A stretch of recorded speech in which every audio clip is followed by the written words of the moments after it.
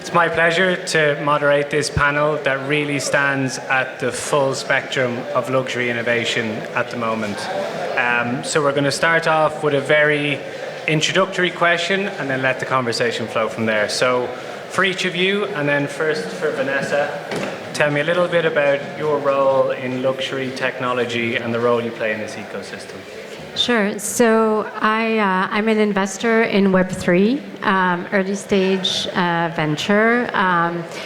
The specific characteristic of my fund is that the LVMH family is the main investor in my fund. And historically, I've been working with the LVMH group, setting up the Aura Consortia a few years ago, and have been working with them ever since. My fund is not a strategic fund, so it doesn't aim at investing only in projects that the group can use, but it happens so that some of our projects are able to work with the brands. Great. And Romain, you lead the Aura Blockchain Consortium, which sits in a very unique position within the luxury and technology industry. You might describe for everyone in the room what it's all about. Aura is a consortium. It's a non-profit.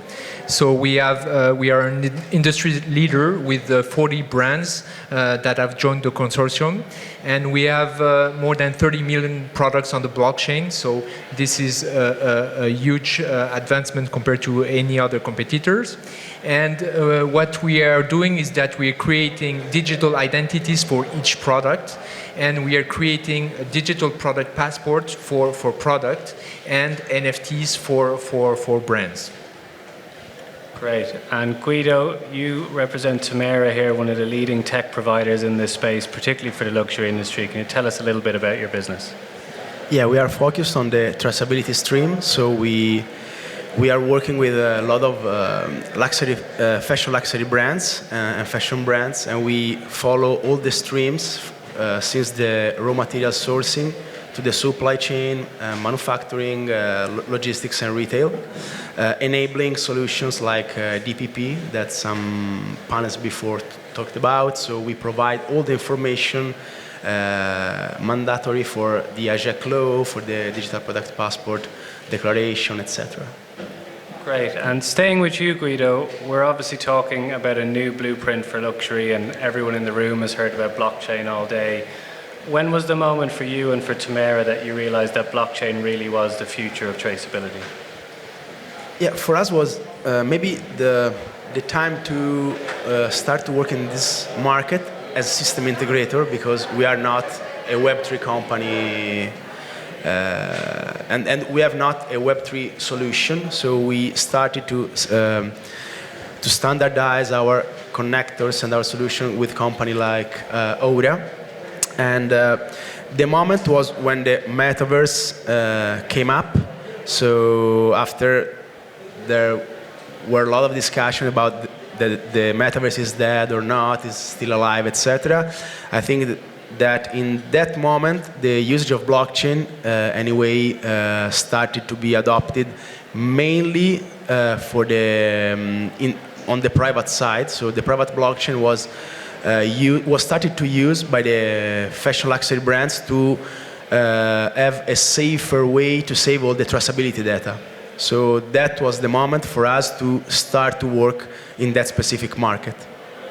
I can jump on that because we are creating, we have a token, a traceability token for all the upstream information for brands. And we are using that on our private blockchain, but we're also using public blockchain for all the Web3 features, such as digital twins and other utilities, such as loyalties or insurance. And so we get the best of both worlds. We have our own private blockchain, which is reserved for the luxury industry. And then we have the private blockchain, the public blockchain to do all the Web3 utilities. Vanessa, you seem to have been in blockchain since the dawn of time. So how have you seen that adoption develop and the viability develop in the various roles you've been in? So I think everything started with the track and trace and the private blockchains, not only in luxury but in the enterprise world. And I think we set up the Aura Consortium back in 2018, and that was the first use case. And then we saw evolutions around NFTs. And it opened up a whole new possibility. The digital twin was already there, but not with the NFT.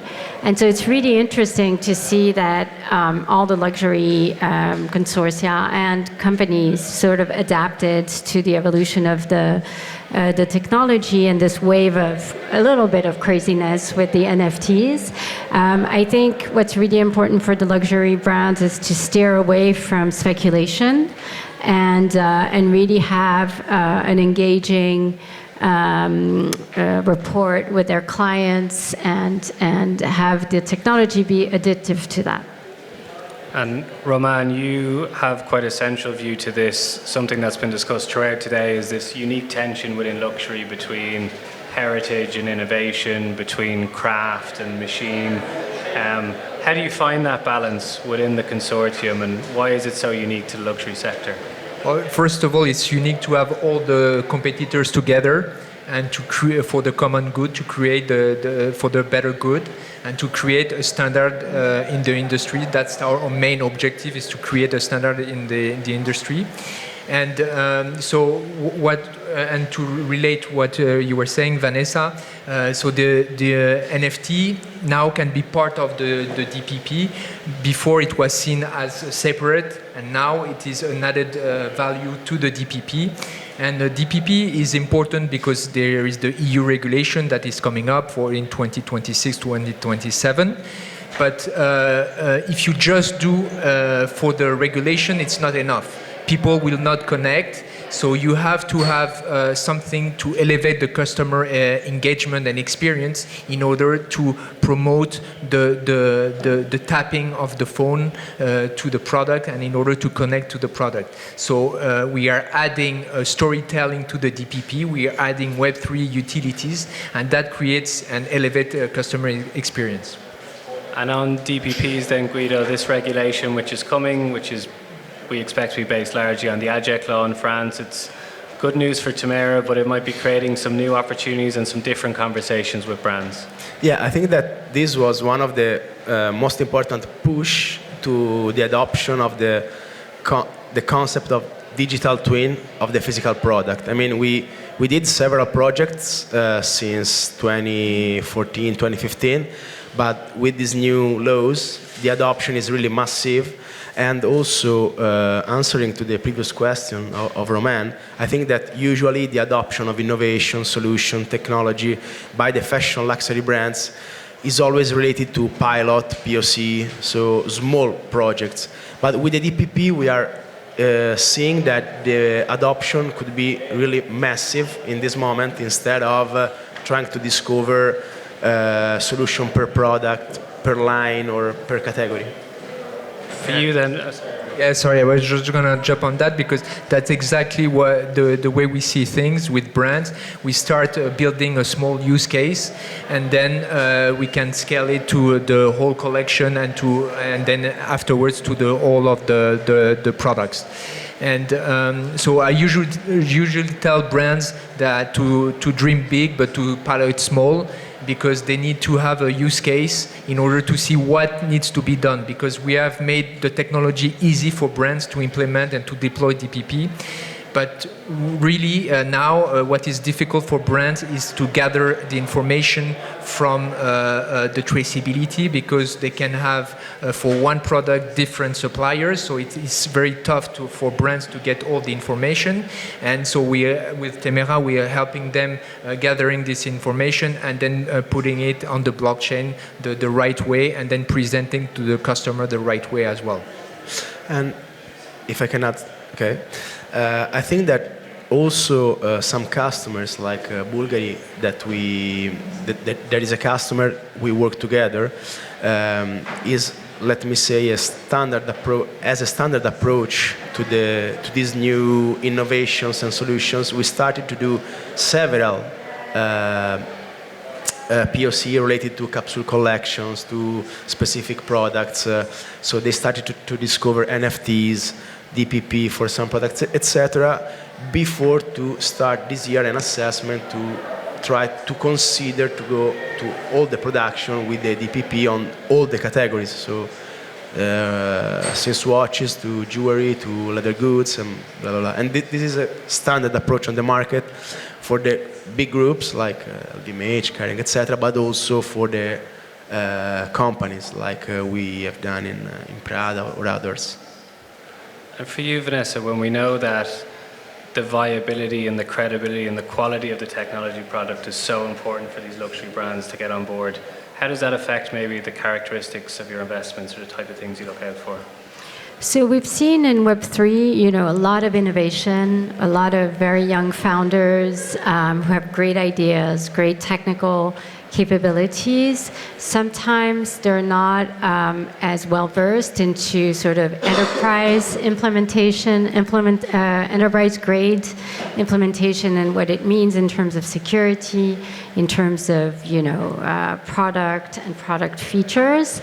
So I think that's the main challenge, and I think that's why a lot of brands are doing POCs, because they're really trying to double down on the innovation, but maybe the product is not ready yet. So I think our role as investors is really focusing when we have projects that want to work with brands or enterprise, really making sure that the type of founders we invest in have the capacity to understand that and to evolve into that, or already have the experience, and then also understand the Web3. And that's really key for them to be successful in that world. Because yes, you can stay small, but when we invest, we want these companies to grow and really have a lot of clients, and that means that they have to get to the next level. And when we take on the topic of relations or relationships in this space, it's often focused on the customer, but maybe Romain and Guido, you have a very different view on the relationship building, the awareness building, and the education needed at board level or across different departments to really show the viability of what the solutions can bring. Yeah, so we have a special connection with brands, and so we are able to see exactly what the brands need, and the brands have a really good vision on what the customer needs. So we are creating a solution that fits both worlds, the customer and the brand, but also the regulation. So we are mixing all that, and we're also creating an ecosystem partnership with startups, so with the help of Vanessa, and then in order to partner with the best startups, and also the creation of the testing of new products and the new linkers, the digital carriers such as Temera. So it's important to see and test what can be done, and when we can launch the full product. Yeah, for sure, the brand has the biggest value to declare if that idea is working or not. So this is why all the brands started also to have some open innovation processes, and we, as system integrators, we are doing also internal open innovation days, in which we are in contact with startups, etc., trying to promote it. Once we define that they could bring some specific value for a new niche of market because they are on a wave of a new trend, etc., we can promote them to the brands, and they can decide to start with a POC, an internal POC, or with a product on the market. And I think that this context, and also the investors, can help this startup to be more structured, to bring more value also to the final brand. Is, let me say, mandatory to create the right environment to create real innovation. Yeah, and it's an interesting cycle as well. And from a CWA perspective, we do a broad range of communications advisory, but our slogan is simply, we build trust in new ideas. And I think it's very telling, all the work that you do is you're constantly trying to build trust and awareness and understanding of the potential of this new technology, which obviously has a capital investment side, which obviously has a level of disruption to the way things were normally done. So in terms of framing that for the brands or helping them to understand maybe their specific needs, Romain, how do you go through that value creation process if a brand says, I want to do blockchain, but I don't know where to start? Yeah, so blockchain can be seen as quite a difficult technology to embrace, but we've made it really easy because we have created a digital DPP creator that allows brands to deploy DPP very easily. And so we've made the technology very easy to deploy, and that is really what brands were looking for. And then we don't see that aspect of the blockchain. The blockchain is there just to secure the information, just for the customer to know that this information has been put on the blockchain and is verified. So it is either verified by the supplier or by the brands. But then we want to create something seamless. So we have two phases. So the first phase of the DPP is the Web 2 way. So we create a digital wallet through Apple Wallet or Android. And then the second phase is for the people that are Web3 savvy. They can download the digital twin as an NFT if they have by connecting their Web3 wallet. And this way we can provide a service to every customer, not just the Web3. And it is also helping the Web3 to develop because we're making easy for everyone to accept the Web2, and then they can see, okay, but I can get more utilities with this Web3. So how do I do it? And we're also simplifying the way for wallet creation as well, so that it is easier for customers to obtain that. So all the customer journey, we make it as simple as possible, so that's what luxury brands are looking for, because most of their customers are not Web3 savvy. But when we look at ROIs and KPIs, we are really surprised on some of the KPIs that are really good on Web3, much better than what we expected. And so that is really interesting, and we are building from that. This morning, I saw a graph from Absolute that was showing the Web3 engagement, the wallet engagement is like this, and we can see that every day when we launch new product, with new brands, we can see that the Web3 engagement is increasing. So that is really interesting to see that. And in terms of an example, maybe we saw a great announcement by Todd's recently. How is that a good example, or maybe an indicative example of just how seamless this solution can be? Well, first, Todd's is a beautiful example because it's an independent brand that recently joined the Consortium. We did it together with Temera, and they joined in August. And in October, we were able to deploy their first use case. So the brand, usually sometimes people say luxury brand take their time and everything. It can be true, but we have good example where brands are able to deploy DPP very fast because we have the technology, we have the right partnership, and we have the right digital carrier and the right experience that Temera is giving them to implement on the supply chain, because this is one of the challenges that brands are facing. And for you, Guido and Temera, is there an element of trust building you need to do with the brand for integrating these chips to make sure that they're done, they work with the products, they're going to work for the customer, and that maybe use the Todd example or another example, if you will, about just how seamless the tech integration can be? Yeah, this is the kind of work that we did since our birth. So it's nothing, let me say, innovative for us, but the adoption of blockchain, for example, in our ideal architecture, the private blockchain has to be used to save any step of the creation of the product. So since the raw material, all the track and trace until the proof of ownership when the product is sold. So I think that this part of the adoption is one of the most interesting in the next years, but also for a specific market that is the secondary market, that following a circularity idea or vision of the fashion market, I think that the blockchain in this case is really mandatory to be sure about what you are selling and what you are buying, because right now in the fashion luxury, the value of the item is really similar to a watch or to a car also. So I think that the blockchain has this key role and key value in this specific part of the chain. And maybe, Vanessa, you're the best person to comment on this, but from a blockchain adoption point of view, whether at brand or consumer level, do you think that consumers even need to know that it's blockchain or understand that it's blockchain, or is it more important that it's a seamless experience?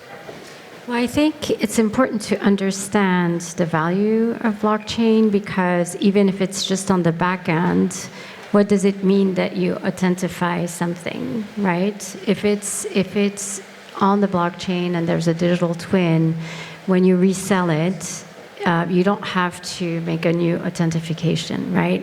If I go on a secondary market on the internet right now, yes, they're going to say this is this brand, but I have zero capability of verifying it. Whereas if we're transacting in some of the pieces that were issued through Aura, this traceability stays on with the piece. So I think that's really important to know that it's not just Web 2, it's something more, it's an added value in regards to that. Yes, the UX can be more simple, for sure, and I think a lot of people are working on that, but people need to understand that there's value in that traceability, and it's something that can never be erased, that cannot be manipulated, and that will stay on with the object. I totally agree on that, because we see with customers that they prefer a product that has a Web3 attached to it, that has a blockchain. You have the same product, you can increase the price of the product if they're using a blockchain solution, because it is making feel much more secure for the owner and for the next owner. So the first owner knows that he will be able to resell it much easier if he has the Web3 and it's on the blockchain, because he will be able to certify that information on the blockchain. So that is really useful for the customer. And about the secondary market, the NFC embedded in the product is the key function to pair the information with the blockchain, and the adoption of the crypto tag that is the safest way to authenticate the product, create the perfect environment at the moment to have the physical and digital ownership of the item. And for the secondary market, this is a value also to maintain the higher value as possible for the item itself. Yeah, and you've all touched upon like this authenticity point, and maybe as we step into some future trends, do you think with the rise of AI and deep fakes now adding to the high counterfeit culture, that authenticity and traceability are kind of more important than ever? It almost becomes a currency in itself.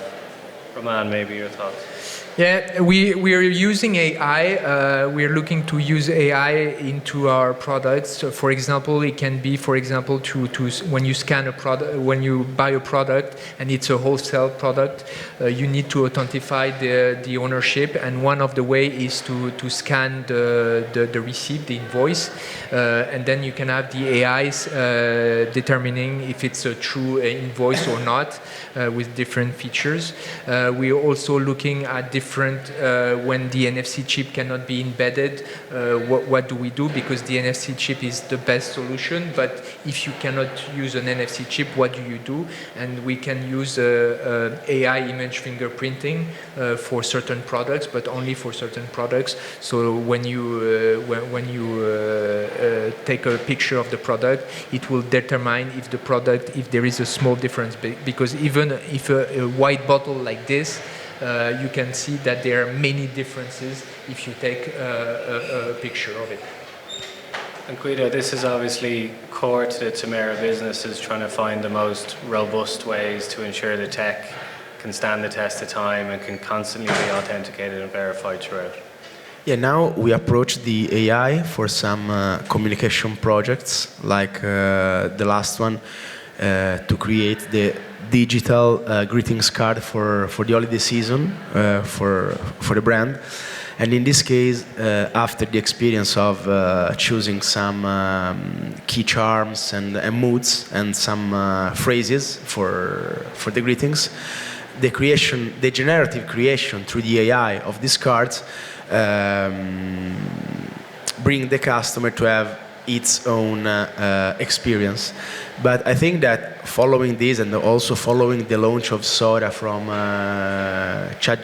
OpenAI, I think that the blockchain could add, again, a real value, a great value to not explaining what is fake and what is real, because something will be for sure done by the AI, but the certification of ownership of the creator, so all the, let me say, copyright and information about the origin of that content, I think that the blockchain could be really the only solution adoptable.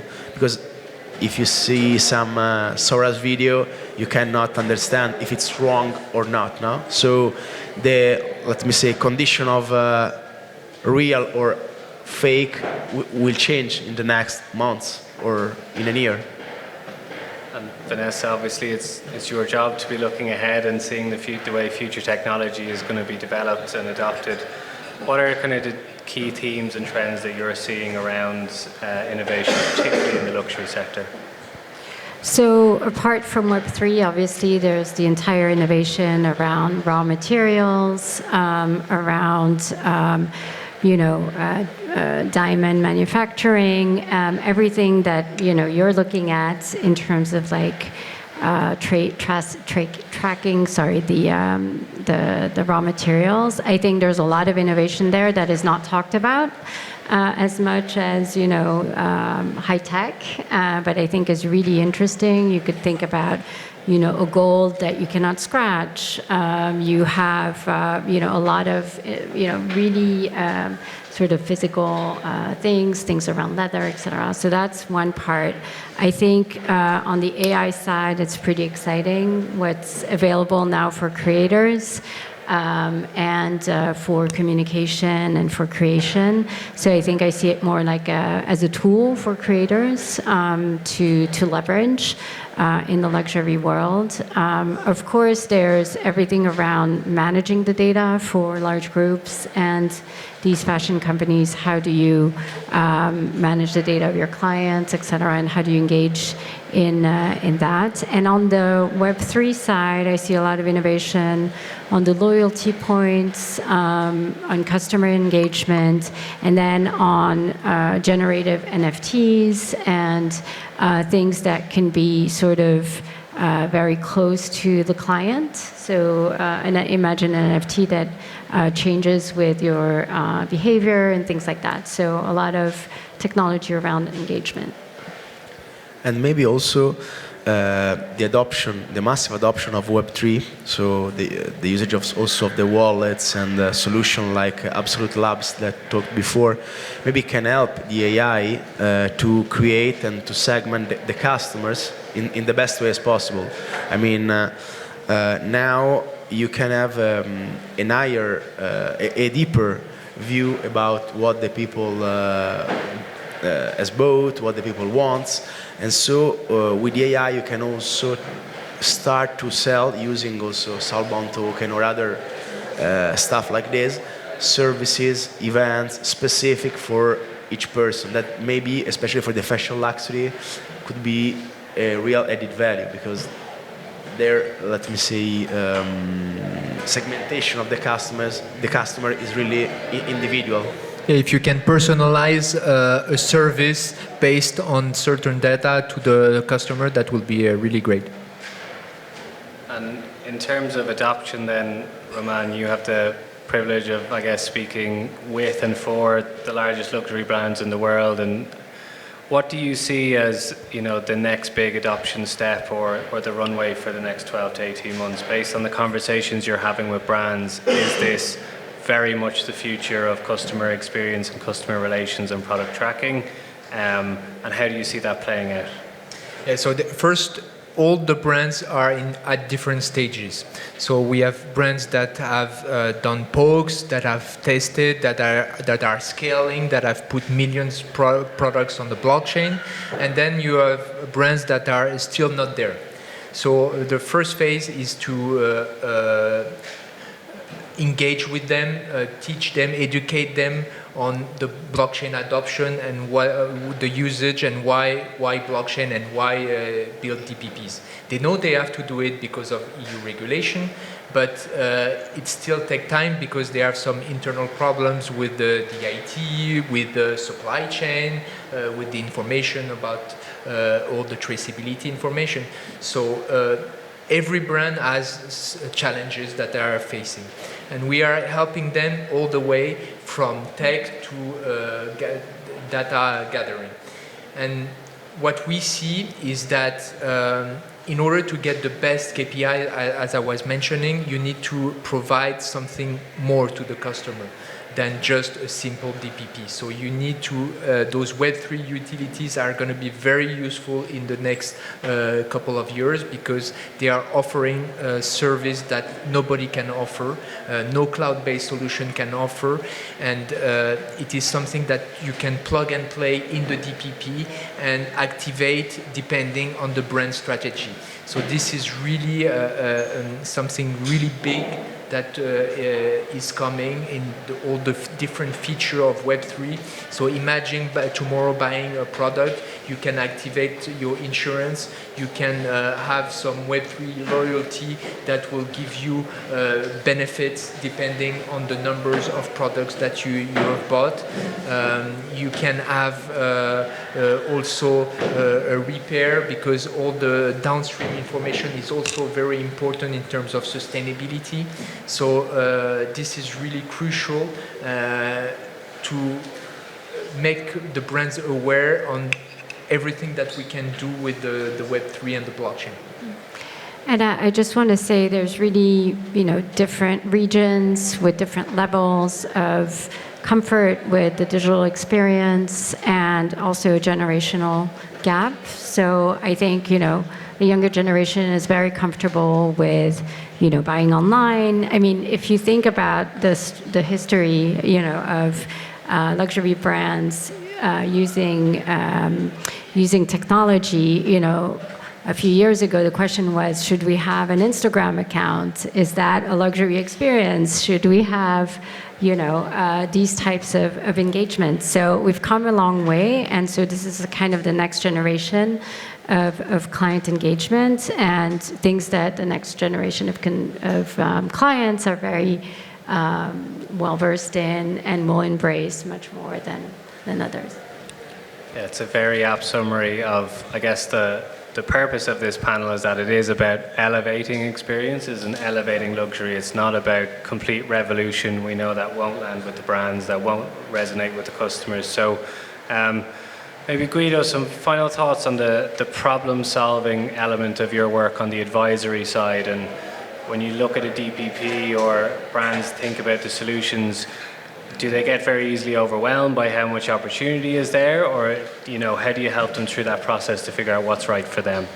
Yeah, we always do the dirty job. I mean, we are on the backbone, so we had also to consider that when you adopt an RFID or a chip in a product is a long process because you have to try so if it's resistant to the different tractions or washes or processes, you have to consider that any single item could be managed differently by the other one. So we do all these tests, also considering that the first value for the brand is the product itself. So you cannot change or edit in any way the shape, the perception, the feeling with the product. So we start from that level, and when we start to discuss about adoption of new solutions like the blockchain, etc.,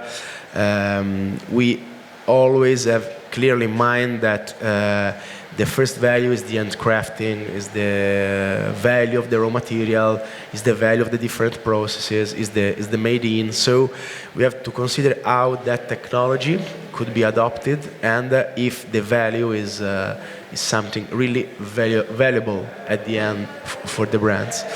And we are also an enabler, and we are system integrators in these processes, but usually we are driven by the brands about what they want to do, how they want to do, etc. Our consultancy part is to explain as better as possible which flows are possible and which other are not possible, for example. And now, all the brands with the digitization of the different processes, etc., are more comfortable in also changing some steps. But especially at the beginning, I think, 8-9 years ago, we had to discuss really deeply with the production manager instead of the actual innovation or sustainable manager or brand manager, to bring a value or to bring something that couldn't change the time for the go-to-market, the time of production, etc. So behind the, let me say, customer level, there's this big part of the production that has to be managed really with care, because for the brand is the real value. And for you, Romain, there's a different dynamic with Aura Blockchain Consortium being a non-profit. You're almost a custodian and a standard bearer for what quality should look like with blockchain adoption. How much does that inform the conversations you have with brands and your day-to-day work? Well, that changes everything, because we don't see a brand as a client, we see them as a member.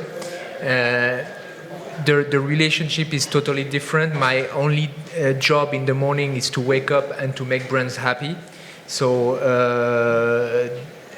being a non-profit, every money that we make, we reinvest into the technology, into the brand's products. So, and we are creating a standard. So everything we do, all the decisions that we take, is to create that standard for brands, so that they can adopt one standard and they can create a product that is that can be applied to every product for all the customers. Vanessa, maybe to help us end on a high, when you look at all this innovation and the standards being driven across the ecosystem, was it fair to say that luxury is maybe in a place that it's never been before and, you know, is headed to a whole different level?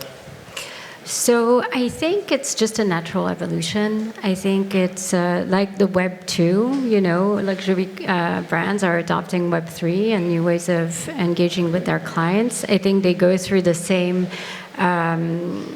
cycles of questions. I mean, I was talking about Instagram. People were asking themselves, should I have a website? Should I have an online presence? How is that, you know, additive to the customer experience in the store, which is like the luxury experience? And so you really need to think that this is just one step of the evolution. With AI, it will increase also and create new opportunities. And I think everyone is just evolving, right? That's great. So evolution, not revolution, for everyone in the room. So on that note, we'll leave it there. Many thanks to all of our panelists, and thanks again to Ashumi, Mag Global, and the Future Plus team for a great day today. Thanks all.